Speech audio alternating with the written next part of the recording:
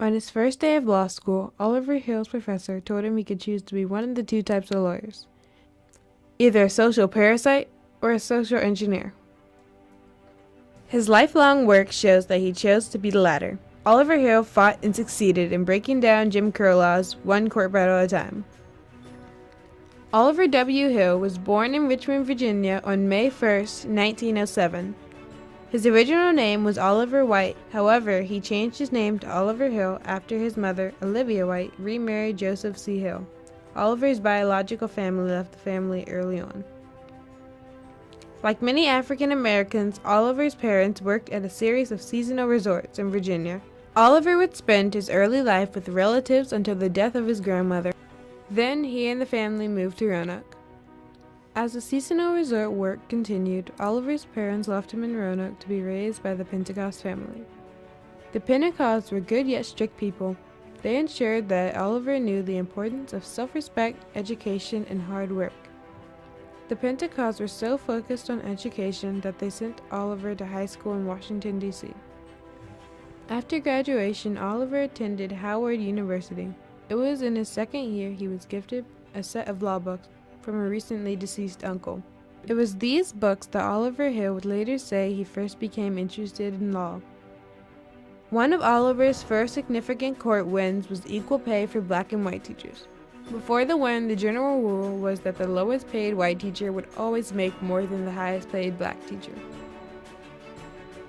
The cases leading and rolling up to the Brown versus the Board of Education were very important to Oliver's career.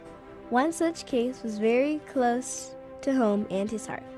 This was the case of Davis versus County School Board of Education.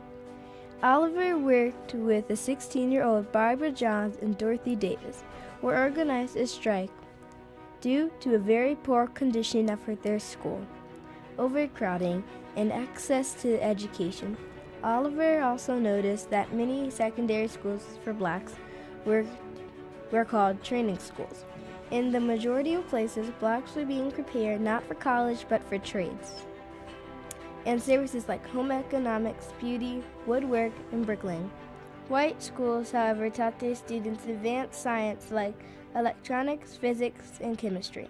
The case of separate but equal education was won in 1954. Prince Edward County, however, refused integration and closed all public schools between 1959 and 1964.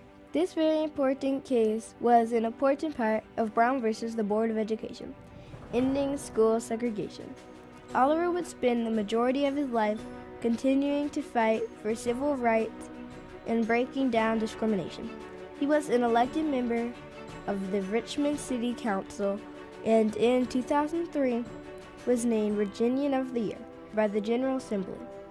He was given the Presidential Medal of Freedom by President Bill Clinton. In 2005, he received the highest honor given by the NAACP. Oliver Hill died on August 5, 2007. Oliver Hill was a great example of a social engineer of law. He engineered a new way of life in the areas of teacher pay, integration access to school buses, job protection, voting rights, and jury selection, and more. Thank you, Oliver Hill. Today, Black people still face a lot of challenges with the just and legal system. Black people receive harsher punishments for the same crimes committed as white people. We will continue to fight for fair treatment in the court system just like Oliver Hill. Today, black children have more school choices than in Oliver Hill's day. A lot of our schools are still segregated in many ways, but segregation is no longer the law. We will continue to fight for equal schools just like Oliver Hill.